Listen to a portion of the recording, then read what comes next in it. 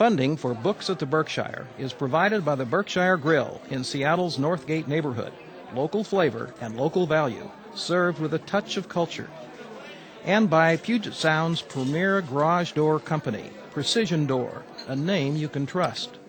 Known for its commitment to the industry's highest quality garage doors and garage door openers, Precision Door's quality and service is second to none.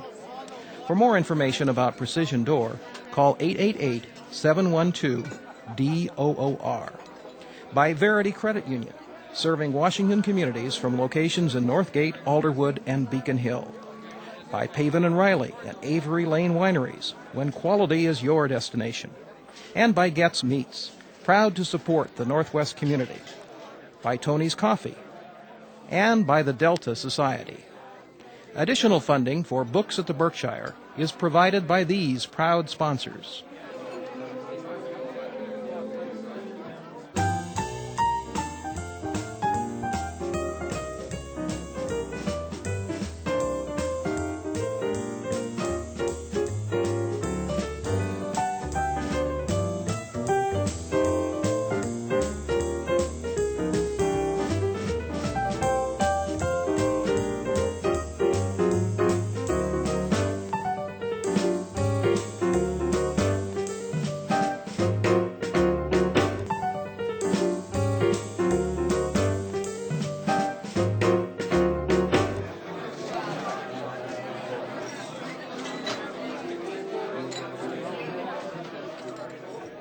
Hello, and welcome to Books at the Berkshire, where we meet talented authors from the Pacific Northwest and learn about the books they write. Our guest today is Richard Glaubman, author of Life Is So Goodthe, the compelling story of George Dawson, the grandson of slaves who made national news when he learned to read at age 98. Mr. Dawson told the story of his long life to Richard Glaubman when he was 101 years old. Life Is So Goodthe reflects the power of story, not only through the life of George Dawson, but also in the life of Richard Glaubman. Richard teaches elementary school on the Olympic Peninsula of Washington State. Richard, writer and teacher, welcome to Books at the Berkshire. Well, thank you. It's a pleasure to be here. It's really great to have you. The first thing I want you to tell us about is how you came to write this book, Life Is So Goodthe. You, a teacher from Washington State, and George Dawson, a man who is living in Texas. Right. Yeah, it's a long stretch. I remember the Sunday morning in February of, I think it would be February of 1998, reading the Sunday paper and with my family, and part of our Sunday morning tradition is we sit around having tea and scones and coffee, in my case. And my wife passed over this article and said, "You really ought to read this. You ought to take this down to school." And I looked at that article and I said, "Wow!" And it showed this picture of George Dawson, this man here, standing on his old front porch, holding a book bag in his hand. And the picture itself it sort of was mysterious, but it just spoke volumes. He was 100 years old at the time. The article went on that he was having his 100th birthday party at his school, and I think reading his birthday cards for the first time in his life, because he had just started school at age 98.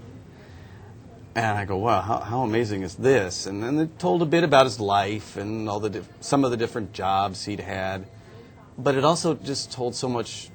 It left more questions than answers, and I did take it down to school, though, and my students had some great questions. This was a fourth grade class at the time, and a couple of their questions that I recall most were, number one, most important, he by then, after 3 years in school, after 2 years in school, was reading at a third grade level, so they were wondering if he's reading at that level about what they are. Is he in a school like theirs, does he go out to recess on the playground? And that was question one. And the other question was, if he's at third grade, does he sit in desks like we have, at least low desks, and short chairs? And I thought those were good questions, actually, but I had some too, and mostly over the years as I've been teaching, how hard it is to teach students to read at the appropriate age, which is supposedly about 5 or 6 years old, and it still takes a long time. And he picked up above grade level speed at age 98 when, well, if you're alive, your faculties are supposed to be diminishing. And so I thought that was almost inexplicable. So I wondered how they did that. How he did that, how do you teach someone like that, and how that went on. So I put the article on my desk and said we tried to figure that out. And I finally did call them, made a series of phone calls, talked to them. And the Dawsons? I talked to George Dawson and his teacher, Carl Henry, at school. It was a brief conversation, and the answers were no. No, he doesn't go out for recess, and no, he doesn't sit in those short chairs. And that was about it, and it sort of ending the conversation in a polite way among strangers that I understood to be. They said, well, if you're down this way sometime, stop by and we can talk some more. And that was that.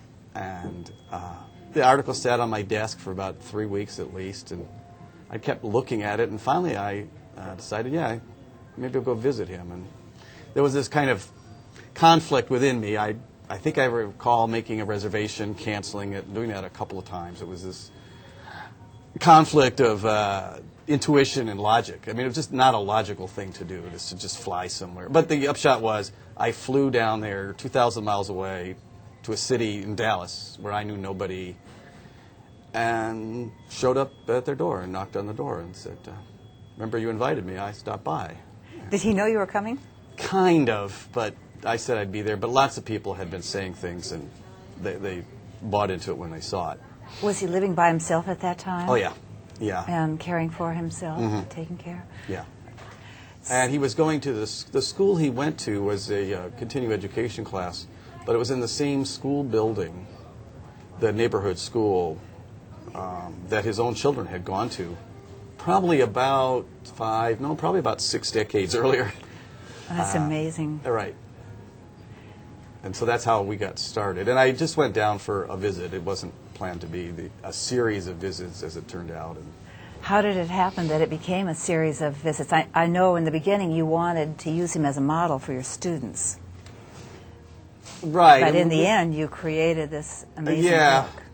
Well, I came back and talked about him with my class, and that was really neat. And then I thought it would be really nice to, he was a very inspiring person, to say the least. And I thought it would be nice to write a story about this man that learned to read. And I wrote a short book, a picture book, with a short text about a man that learned to read. And I went back for one more visit just to run it by them, that being he and his son, George Jr., who was in his late 60s at the time. You wrote this book in the third person the first time? Yes. And it was just very short. It was like just 10 pages long to go with the pictures. It wasn't it. And I wondered about it too, but they were very nice about it, but said, well, it'd be nice to have something that would help people. And they had all these, he lived in a pretty difficult neighborhood. It was in the ghetto in Dallas, and we would call them at-risk children, but a lot of young people that were just having a hard time, and he wanted his story to maybe be something they could look at and take something from.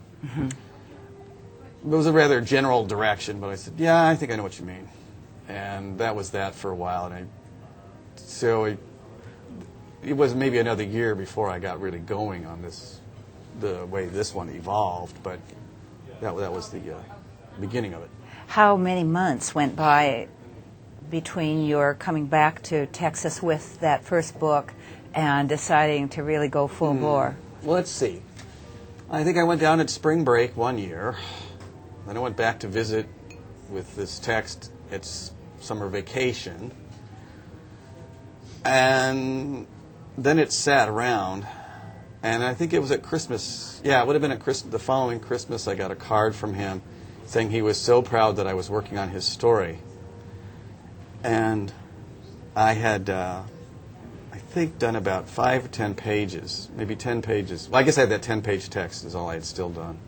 I just couldn't get a handle on it. And he was so proud that I was working on it, and I was so ashamed of myself when I realized he was now 101, and I'd started at age 100, that I just finally said, okay, I'll get started here. And I just started writing. And so it was about a gap of about 6 months. Was your family behind this project?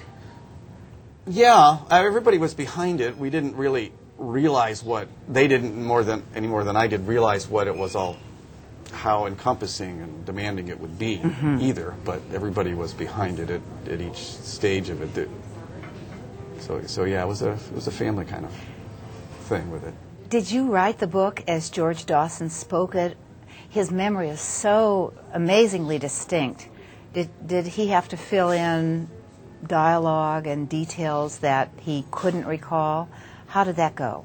Well, that was one of the hard parts for me, and one of the reasons I didn't get started for the longest time is I couldn't get a handle on how to do this book, and I certainly wasn't going to write it in the first person, being that he's a black man, age 100, grew up in the South, and a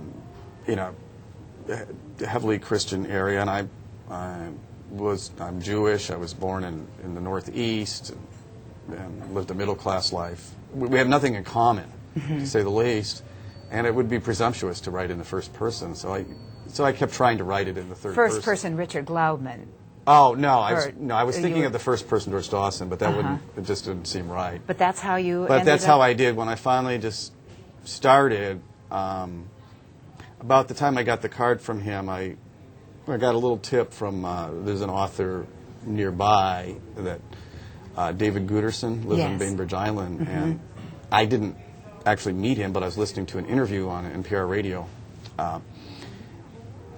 and was really struggling with this. How am I going to do this? I don't have time. I work full time, and I had lots of reasons not to get it done, frankly. But I was also having conflict in my mind that this is escaping both me and him. And his interview was just spoke to me. Every time I'd say, well, how did he do this? The interviewer would say, well, how did you actually do this? And he'd say, well, I just had a routine. I taught school every day, so I'd be there at 5 o'clock, and then I'd go to school at 8. I go, oh, I can do that. And pretty soon, and he said, it's not about the writing, it's about the story. Just do it. And I go, that's pretty simple. And so I think the next morning I got up at 5 and went to my office underneath the gym. By then I was teaching PE. And I had a little office under the gym, and we'd go down there. I just live a couple blocks away. We'd go down the hill with my dog, and about 5 o'clock, and start writing. And I didn't have a real plan, and it sort of came out as first person, as if George Dawson was speaking. And then my writing was a short thing. I'd work an hour and a half, go back and have breakfast, and then go back down for another hour and a half before school started. And weeks and the months went by real productively when I just decided not to think about it, just do the work. Did you have a lot of material on tape from him at that point? Well, I didn't envision the story being like this. I thought I had enough. I just started, and then I think I was very close to done. After usually about 6 weeks into it, I thought, I think I'm done. It was maybe 75, 80 pages, approaching 100 pages maybe, of manuscript. And I thought, well, I think I'll go back, but I've got some questions. Because I knew he was traveling, but there was gaps in there. So I'd go back and said, I'll just fill in these questions, and then come back, or get them from him, come back, write it, and then I'll be done. He was not a person to talk to on the telephone. It was almost like he'd like to argue with the phone. He didn't trust it. He'd pick up the phone and say, hello! And then start shouting into the phone. It was really difficult on the phone. Was he hard of hearing? No. I just had never had a comfortable feeling with the telephone. He was not a telephone person. He had, a matter of fact, he had one of these very old phones, and you almost had to shout at it, at least when he first had it, and I think that's how he's always done it. So I didn't do it on the phone, so I thought, I'll go down, I'll get the answers, and then I'll be done. And I did. But while I was down there, he would give me some more stories. So you can kind of see what's happening. I'd go write the stories, I'd fill in my blanks, finish those stories when I got back, add them to it, and go, wait, something's missing in these stories. I'll make one more trip. And what changed things a lot was the fact that I couldn't do these trips anymore. It was the first time I stayed in a hotel on my first visit, and then he invited me to live with him. And that's really what changed everything, because I started going to school and just living his life. And I started meeting the people at school and relatives and friends that came by to visit. And it was an interesting thing, instead of becoming a dialogue, I was just there. And I found that everybody had different versions of the same story, which of course is not surprising when you think about it. If you ask your children for an account of a family vacation that you all took in the same car on the same day, you get very different stories. I started doing that on my own to check back, and I go, wow, you thought that? And I have two kids, one would say something totally different. And we were all there together, and I had to have a third point of view. So I'd get all these different stories pretty soon when I got to know people, his neighbors and friends and stuff, and giving accounts of what they remembered. But pretty soon they started to piece together, and then I'd go back and ask somebody else. And so it had its own momentum, and that went on probably for about 6 or 8 months. The book has a great sense of wholeness to it, so it's interesting to see behind the scenes that it wasn't whole. And I think what you've just said suggests the power of interview in terms of helping others, which is very interesting to me. And I think that as a teacher, you are an inspiration and a possibility for others, other teachers, to have those kind of experiences on Sunday morning over scones and coffee. Well, some people have told me that, and it's nice to think that, if that's the case. What do you think about this double life? What would you say to teachers and others who have full-time jobs but have or see this opportunity to make something important in the world? Well, I think, for all of us, we got to follow our own way with that. I could think back and think of things I didn't do that, gee, could have just done this, and I'm glad that this, for example, was one time that I didn't. At the time, I wasn't thinking of that, but there's a lot of people that do come and say, I was inspired by George Dawson, but there are people that come and say, I was really inspired by what you've done. And sometimes I cringe when they say, I quit my job and I'm writing now. But on the other hand, it's nice to know that it has an effect on people. Maybe they don't need to eat.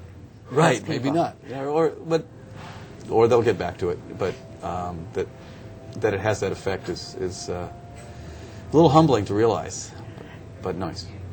At one point, Mr. Dawson says, if I could, I would give you the experience of my childhood as a gift. It was that wonderful. Was this surprising to you? Yeah, it was. Well, all of it was, because in terms of how they viewed their life is what I mean by that. Because on the face of it, the Dawson family, he and his children and his wives, he outlived 4 of them, they lived humble existence would be an overstatement. I mean, they lived below the poverty level any way you would want to measure it. And yet at the same time, it was a contradiction. They had a good life. They led a rich life because they had a life with some meaning in it. And as I think his son said to me, we didn't know we were poor, nobody told us. And there's something very telling in that. Not to romanticize poverty, but living in the pre-television age, and basically for them, without radio either, there was no pull on other things outside there to create wants that weren't needs. And so they had an existence that they appreciated at the time.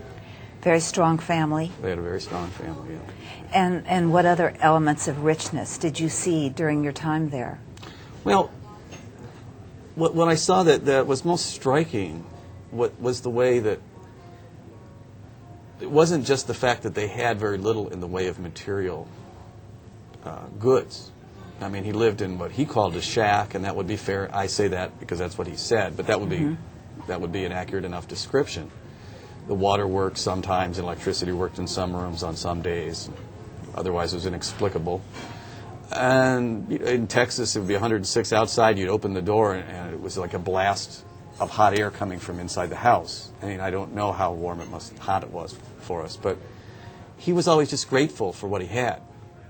And there was no thought of, well, what if this, what if that, and no thought of the injustice that had happened in his own life, that he could have gone somewhere. Yes. Beyond, that was my first thought, is this man is really so intelligent, I mean, if not brilliant. And he had no opportunities, and he certainly could have been angry or bitter about that. He had a right to be, not in the least, though. And I think that was very powerful to see that. But at the same time, he was very aware of his existence and the world around him. So it wasn't from a lack of understanding. Earlier you were talking about his finally inviting you to stay with him. And I was very interested in the issues of trust that run through this book, especially between blacks and whites, especially in view of the way in which his father had said, never trust a white man. What do you think allowed him to trust you? What about you? What did you do to make it right for him? Well, I think I'll start back one step on something that I wish I had known when I wrote the book. But of course, he kept telling stories. We spent more time together after the book came out than when I was writing it, even though that was considerable. He'd been up to visit twice for vacations and visits with my family, and my whole family's gone down there, and we traveled a lot. So one of the times, and I just wish, I wish I had known that.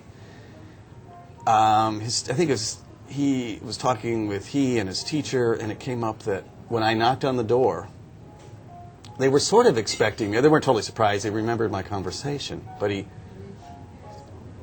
said something to his teacher, and his teacher said, "Why don't you just wait over in the room across the hall, sir?" He's talking to me, and we'll be right there.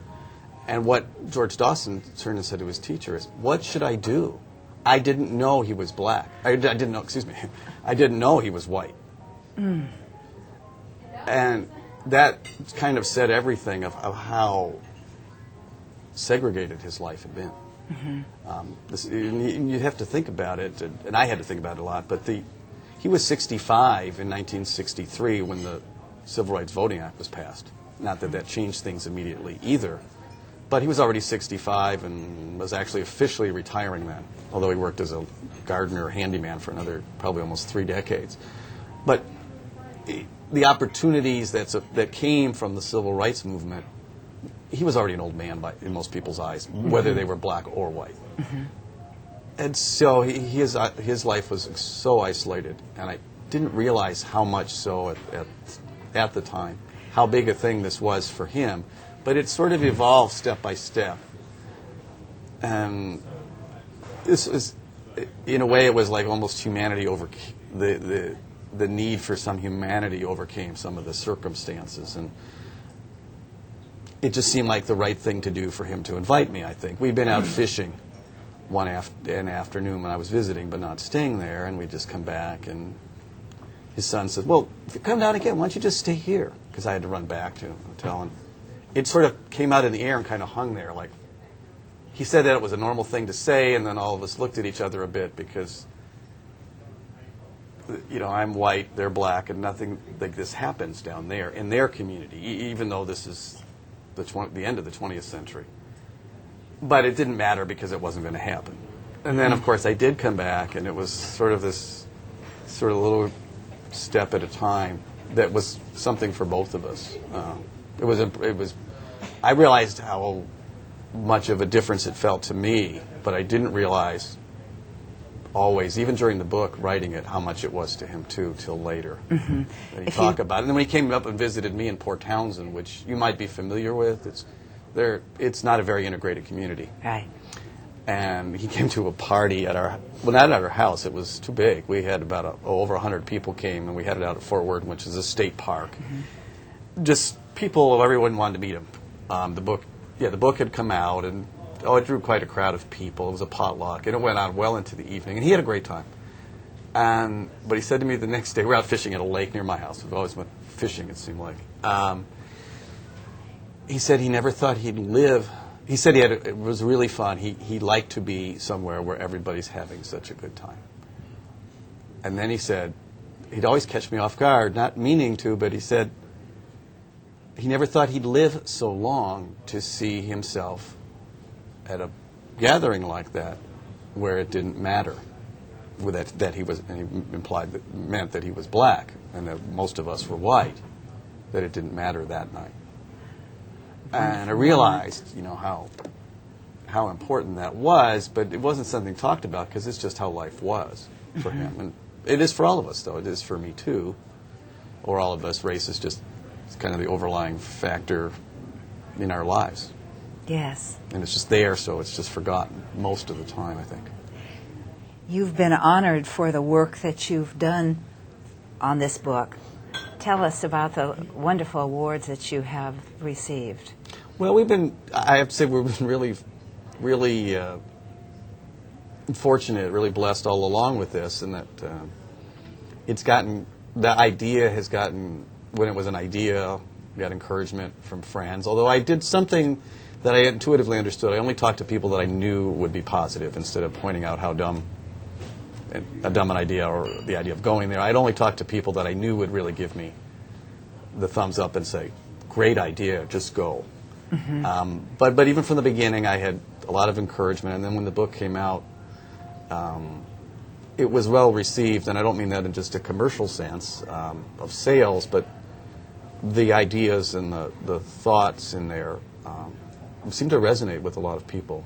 Mm-hmm. And there was college in New York, the new school in New York City gave us, both of us, an honorary college degree. And George came from Texas for that. Well, actually, he was in a coma then. He had just fallen, and he was 103 then, and been in great health, but he fell and hit the back of his head, and did pass away, die from that. But so it was just in that overlapping time. So I didn't go either, but we did get that award, and he actually was awarded another degree in Texas at a college, and we got the Christopher Award, which I believe it reads something like it's awarded for literature and films that do something to improve the human spirit.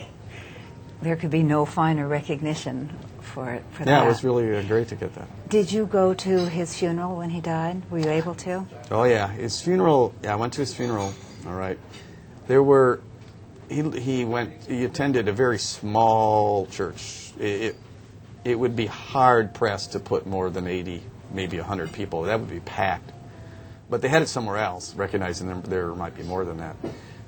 The church they had was the biggest place in Dallas. It held 1,800 people, and there was just a scattering of seats empty. It probably had just shy of 1,800 people. Oh, amazing. And I spoke at his funeral, and I remember looking out and just going, this is amazing to see so many people. Most of them didn't personally know him, but knew of him and were inspired in some way, or challenged, or just wanted to recognize what he'd done. And it was very powerful to see what had happened in 3 years. That leads me to another thought. I was kind of concerned in a way because he'd lived such a quiet life. At least in the years I knew him, but in the preceding probably 3 decades, he lived a very quiet life, lived by himself, went to work, went fishing, then went to school, but it was all quiet. And then when this book came out, I thought, this could end up changing his life, and I was concerned about that. And he was great. He said to me, I said I was a little worried about that. He goes, oh, no, son. He says, if people want to talk to me, he says, I've been ignored for 100 years. They want to talk to me now, that's just fine, son. He always called me son. In fact, he called everybody son that was younger than he was, which covered almost everybody. So he really was well known, though, in the Dallas area especially. He was almost like a folk hero because every birthday, every event, he did a lot of events. He would go to assemblies at schools or youth centers and talk to kids after school, after his school.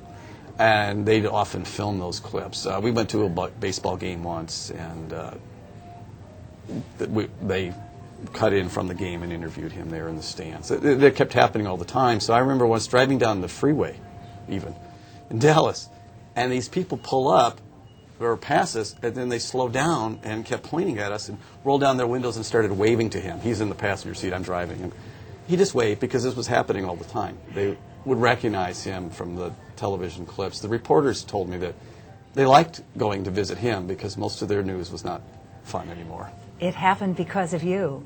Yeah, it's true, and it makes me feel good to know that. Thank you, Richard, so much for being with us today. It's my been pleasure. An inspiration to have you here. Well, thank you for having me. Thank you. And thank you, our viewers, for watching. For more information about Books at the Berkshire and other great programs on SCCtv, please visit our website. Use the email link to send us your comments or questions. On behalf of everyone here at the Berkshire Grill, I'm Marilyn Smith Layton, hoping you'll join us again next time for another edition of Books at the Berkshire.